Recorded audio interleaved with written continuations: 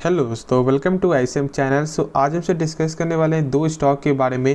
पहला आपका होगा वोल्टास और दूसरा आपका होगा टाटा स्टील। देखो यहाँ पे मैंने वोल्टास इसलिए लिया क्योंकि यहाँ पे कल कमेंट आया था एक सर का, तो मैंने वोल्टास यहाँ पे लिया है। ठीक है, तो इस वीडियो जरूर से अंत तक देखना, लेकिन उससे पहले इस चैनल को यार सब्सक्राइब कर दो और इस वीडियो को लाइक कर दो यदि आपको ये वीडियो पसंद है। तो चलो फिर डिस्कस करते हैं पहले वोल्टास के बारे में।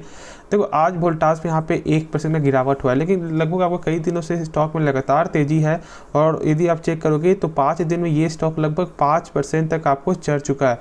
और इसकी वजह क्या है बहुत से लोग यहाँ पे जानते हैं, और यदि मैं बता भी दूँ तो आप जानते हो कि यहाँ पे अब गर्मी का दिन आ रहा है और गर्मी के दिन पे एसी का जो है सेल से आपको वो बढ़ जाता है, और इसके वजह से लोग वोल्टास पे जो है वो फोकस कर रहे हैं और स्टॉक अभी लगातार तेजी जाएगा।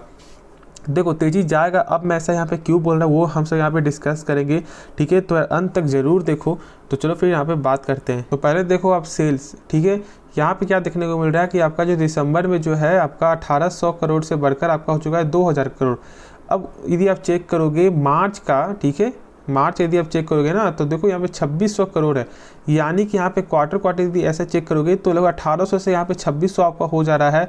और यदि आप वही मार्च 2021 में चेक करोगे तो लगभग आप देख सकते हो कि दिसंबर से और मार्च में लगभग 400-500 करोड़ का यहाँ पे फ़र्क जो है वो देखने को मिल रहा है। यानी इसका मतलब क्या समझ रहे हो कि मार्च में जो है सेल्स अच्छा आएगा।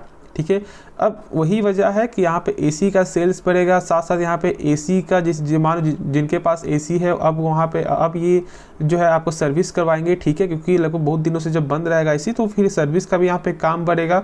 तो ये सब आपको जो है ना ये अभी आगे जाएगा ये स्टॉक। और जहाँ तक मुझे ऐसा लगता है कि जैसे कि आपका बहुत सारा स्टॉक ऐसा भी है जो आपको ये भी देख कर यहाँ पे बाई करना चाहिए कि क्या अभी यहाँ पे सेल्स बढ़ेगा तो क्या ये आगे जाएगा या फिर नहीं जाएगा। फंडामेंटल यदि आप चेक करोगे ना तो फिर आपका क्या होगा कि उसी देखो फंडामेंटल देखने से क्या होता है कि स्टॉक आपको ये मालूम चलेगा कि क्या लॉन्ग टर्म में क्या ग्रोथ कर रहा है या नहीं, क्या लॉन्ग टर्म में यहाँ पे पैसा बना सकता है या नहीं बना सकता है, और नंबर कैसा है। लेकिन कभी कभी आपको ये भी देखना है कि क्या बस यहाँ पे 2-3 मंथ में ही पैसा बन सकता है, तो वही चीज़ है। और वोल्टास हो गया प्लस आपका वरुण बेवरेज हो गया, ये दोनों जो स्टॉक है ना ये दोनों स्टॉक को आप ऐसा समझो कि गर्मी का दिन है तो यहाँ पे सेल्स बढ़ेगा, और जब सेल्स बढ़ेगा तो खुद यहाँ पे प्राइस भी बढ़ते हुए दिखाई देगा, और उसकी वजह से भी स्टॉक में जो है गेन जो है आपको देखने को मिल रहा है। तो अब निश्चिंत रहो, आराम से होल्ड करके चलो इस कंपनी को। ठीक है, प्लस जो अब सोच रहे फ्रेश एंट्री लेने का ना, तो देखो मैं आपको यही बोलूँगा कि कम से कम 50% पैसा लगाना, पूरा पैसा एक बार यहाँ पे मत लगाना। ठीक है, क्योंकि देखो मार्केट है और मार्केट यहाँ पे कोई नहीं जानता कि कब यहाँ पे उल्टा हो जाए, तो थोड़ा बैकअप प्लान जो है ना वो लेकर चलना। अब देखो यहाँ पर टोटल एसेट में भी चेक करोगे तो लगातार बढ़ रहा था, लेकिन थोड़ा यहाँ पे कम आते हुए दिखाई दिए। चलो ये कोई बड़ी बात नहीं, कभी ऐसा होता है कि थोड़ा आपको यहाँ पे कम बेसी तो कोई दिक्कत वाली बात नहीं है। ठीक है, मेन आपसे क्या चेक करेंगे कि क्या इस कंपनी का कैश फ्लो जो है वो सही है या फिर नहीं है। अभी कैश फ्लो का मतलब क्या होता है कि कंपनी जो भी सामान बेच रही है क्या उसका पैसा जो है रिटर्न आ रहा है या फिर नहीं आ रहा है, तो हम सब कैश फ्लो के जरिए ही चेक करते हैं। अब देखो यहाँ पे कैश फ्लो आपका 3 तरह का होता है। पहला आपका होता है ऑपरेटिंग, दूसरा आपका होता है आपका इन्वेस्टिंग, और थर्ड आपका होता है फाइनेंसिंग। दो मेन हम क्या चेक करेंगे, ऑपरेटिंग जो मैंने बताया वो है आपका ऑपरेटिंग। अभी इन्वेस्टिंग का मतलब ये है कि कंपनी जहाँ पे इन्वेस्ट की हुई है क्या उससे कुछ पैसा आ रहा है या नहीं आ रहा है, जहाँ पे फाइनेंस है क्या उससे पैसा कुछ आ रहा है या नहीं आ रहा है।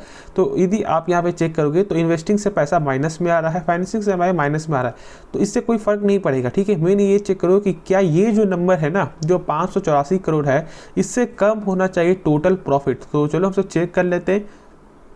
तो यहाँ पे आप देख सकते हो कि 506 करोड़ है, यानी कि जो भी सामान बिक रहा है उसका पैसा भी रिटर्न आ रहा है, यानी कि एक आपका पॉजिटिव कैश फ्लो देखने को मिलता है, जो सबसे अच्छी चीज़ है। मैंने शुरू से बताया हुआ है कि यहाँ पे मेन चेक करो कंपनी का कि क्या कैश फ्लो यहाँ पे सही है या फिर नहीं है। और यदि कैश फ्लो यहाँ पे होता है ना तो फिर आप ऐसे स्टॉक को आराम से यहाँ पे लॉन्ग टर्म के लिए होल्ड कर सकते हो। क्योंकि देखो जो भी कंपनी सामान बिक रहा है उसका पैसा आ रहा है ना, क्योंकि बहुत सारी कंपनी ऐसी भी है जिसका लगातार सेल्स बढ़ता है, लेकिन यदि आप उसका कैश फ्लो चेक करोगे तो फिर वहाँ पे नेगेटिव दिखने को मिलता है।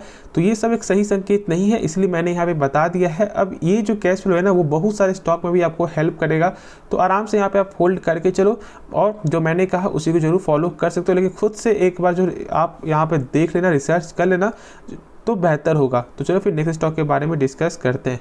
तो आपसे बात करते हैं टाटा स्टील के बारे में। और मैंने बताया कि टाटा स्टील एक बेहतरीन कंपनी है, बस यहाँ पे क्या करना है आपको पेशेंस रखना है। और आपको वो भी पेशेंस कैसा, एक हार्डली पेशेंस आपको रखना है। ऐसा नहीं कि बस यहाँ पे 1 साल छोड़ दो तो स्टॉक लगातार बढ़ेगा, नहीं। ऐसा भी हो सकता है कि टाटा स्टील में यानी कि आपका मेटल सेक्टर में ऐसा भी हो सकता है कि 1 मंथ में आपका जो है 1 साल का आपका रिटर्न मिल जाए, और नहीं तो ऐसा भी हो सकता है कि 5 साल में भी आपका 1 साल तक का भी आपको रिटर्न ना देखने को मिले। तो उस तरह का पेशेंस चाहिए यदि आप मेटल सेक्टर को यहाँ पे चूज करते हो। लेकिन साथ साथ यहाँ पे टाटा स्टील लगभग 5% का आपको जो डिविडेंड भी पे करती है, यहाँ पे आप देख सकते हो, ठीक है। तो ये भी कोई दिक्कत वाली बात नहीं है, यदि पैसा थोड़ा फंसा हुआ भी रहेगा तो लगातार आपको जो आपका डिविडेंड यहाँ पे आता रहेगा।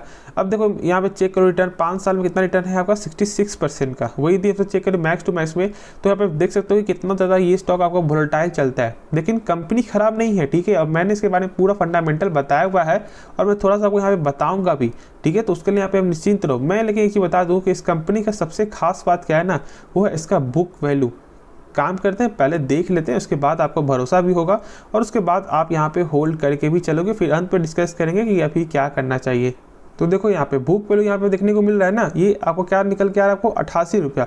इसका मतलब ये है कि जैसे कि मान लो कंपनी डूब जा रही है या बर्बाद, आप जो भी समझो, तो यहाँ पे 1 शेयर के बदले कंपनी कितना रुपया आपको दे सकता है, तो यहाँ पे 88 रुपया मिलेगा। यानी कि प्राइस आपका कुछ भी हो, 150 हो 140 हो, कोई फर्क नहीं पड़ता, यहाँ पे 88 रुपया मिलेगा। अब बहुत से लोग क्या बोलेंगे यार ये बहुत ही कम है, लेकिन मैं यहाँ पे गारंटी देता हूँ कि लगभग जो अधिकतर लोगों का 90% स्टॉक का जो बुक वैल्यू यहाँ पे खराब होगा और 10% स्टॉक का ही सही दिखने को मिलेगा, ठीक है। तो बुक वैल्यू इस कंपनी का बेहतरीन है। आप पहले खुद से जो एक बार रिसर्च करें ना, जो मैंने बताया उसी को जरूर यहाँ पे फॉलो कर सकते हो। बुक वैल्यू इस कंपनी का शानदार है। साथ साथ इस कंपनी का ROC जो है वो तो और बेहतर देखने को मिलता है और लगभग आपका 31% है, ठीक है। इसका मतलब क्या समझ रहे हो कि जैसे कंपनी अपने ऊपर 100 रुपया लगा रहा है ना, तो 1 साल बाद इस कंपनी का वही 100 रुपया 131 रुपया बन जाता है। तो आप सोच सकते हो कि कितना अच्छा यहाँ पे रिटर्न देखने को मिल रहा है। अब देखो यदि किसी स्टॉक के साथ यदि आपको कंपेयर करना है तो सेम सेक्टर के स्टॉक से कंपेयर करना, तो एक बेहतर नंबर देखने को मिलेगा। ऐसा नहीं कि आप मेटल सेक्टर को उठा लिए फिर आप सोच रहे हैं कि आप एक IT सेक्टर को उठा लिए और दोनों में यहाँ पे चेक कर रहे हो कि कौन सा स्टॉक बेहतर है, तो फिर ऐसा सही नंबर देखने को नहीं मिलेगा और आप एक अच्छे स्टॉक को भी यहाँ पे छोड़ दोगे। तो ये गलती मत करना। अब IT सेक्टर के स्टॉक से यदि चाह रहे हो चेक करना तो IT सेक्टर के 2-3 स्टॉक को ले लो और दोनों को यहाँ पे कंपेयर करो, ठीक है। टाइम दो मार्केट में तो ही पैसा बना पाओगे। यदि आप ऐसा सोच रहे हो कि आप किसी के कहने पे पैसा बना लोगे तो बस 2 दिन 3 दिन, उसके बाद तो फिर यहाँ पे एक दिन आप फंस जाओगे, ठीक है। तो खुद से भी एक बार आप यहाँ पे रिसर्च करो, मेहनत करो, तो आपको समझ में आए कि टाटा स्टील कैसी कंपनी है और इसमें क्यों आपको यहाँ पे पेशेंस दिखाना चाहिए। साथ साथ ये नंबर चेक करोगे तो नंबर भी इस कंपनी का उसी तरह का आएगा जैसे मैंने बताया आपको, वोलेटाइल, कभी बहुत ज़्यादा तो कभी थोड़ा कम, तो इसी तरह से चलते हुए दिखाई देगा। लेकिन मतलब ये नहीं कि स्टॉक खराब हो गया, ठीक है। तो ये चीज़ आपको समझना है और आपको होल्ड करके चलना है। लगता है प्रॉफिट देखोगे तो प्रॉफिट बढ़ रहा था लेकिन इस पर थोड़ा माइनस में आते हुए दिखाई दिया, तो वही मैंने बताया। और उसकी वजह क्या है, उसकी वजह साफ तौर से आपको देखने को मिल रहा है और वो है टैक्स, ठीक है। देख सकते हो कि टैक्स में क्या यहाँ पे गेन देखने को मिला और उसकी वजह से माइनस है, ठीक है। तो वो ज़्यादा दिक्कत वाली बात मुझे लगता नहीं है। मेन तो होता है आपका सेल्स। जब सेल्स एक क्वार्टर यहाँ पे सही है, लगभग आपका ईयर भी थोड़ा यहाँ पे कम है लेकिन वो भी आपको सही ही लग रहा है, ठीक है। जो मैंने बताया कि एक आपको मेटल सेक्टर है तो अप्स एंड डाउन देखने को मिलता है। अभी देखो यहाँ पे चेक करेंगे टोटल एसेट, तो टोटल एसेट भी लगातार बढ़ते हुए दिखाई दे रहा है। तो खुद ही आपको समझ में आ रहा है कि कंपनी कोई फॉल्ट नहीं है। और साथ में जो सबसे बेहतरीन है वो इस कंपनी का कैश फ्लो, जो मैंने बताया हुआ है। कैश फ्लो का मतलब यही है कि कंपनी जो भी सामान बेच रही है क्या उसका पैसा जो है रिटर्न आ रहा है या फिर नहीं आ रहा है। तो चेक करने का सिंपल तरीका क्या है कि ये जो आपका फर्स्ट वाला है ना, इस नंबर को यहाँ पे देखो, कितना नंबर है आपका 44,381। तो 44,000 से कम होना चाहिए टोटल प्रॉफिट आपका, ठीक है, मार्च 2022 तक का। तो चलो हम चेक कर लेते हैं। देख सकते हो कि यहाँ पे आपका 41,000 आपको देखने को मिल रहा है। तो आप क्या समझ रहे हो कि कंपनी जो भी सामान बेच रही है उसका पैसा भी रिटर्न आ रहा है, यानी कि कैश फ्लो आपका पॉजिटिव है और जो सबसे बेहतरीन है। तो उसके लिए यहाँ पे आप निश्चिंत रहो, होल्ड करके चलो कंपनी का, ठीक है। जो भी आपने जिस प्राइस में बाय किया हुआ है, टाइम लग सकता है लेकिन पेशेंस आपको देना होगा। और मैंने इस वीडियो में इसलिए ऐसा दिखाया है क्योंकि आपको भी यहाँ आप जो मोटिवेट हो, बहुत से लोग यहाँ पे अभी क्या करते हैं, पेशेंस खो देते हैं। और ये एक ऐसा स्टॉक है ही कि लोगों का यहाँ पे पेशेंस आपको जो बोलता है कि खो, उसके बाद क्या होता है कि फिर वो आगे बढ़ता है, ठीक है।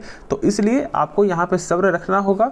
बाकी जो भी डाउट है आप कमेंट में जरूर पूछ लेना। और मैंने जो बोला है अभी कि क्या बाई करना चाहिए अभी, तो जब तक 113 के ऊपर जब तक सस्टेन ना करता है तब तक आप शॉर्ट टर्म के लिए बाई मत करना, थोड़ा सा वेट कर लो। यदि उसके ऊपर जो सस्टेन करता है 3-4 दिन से आराम से बाई करो। जल्द ही टारगेट आपको 125 का देखने को, 120 का देखने देखने को मिल जाएगा। लेकिन शॉर्ट यदि लॉन्ग टर्म के लिए सोच रहे हो तो फिर धीरे धीरे करके यहाँ पे स्टॉक बाय करना, ठीक है। आराम से 20%, 10%, 15% ऐसे करके बाय करो तो अच्छा होगा।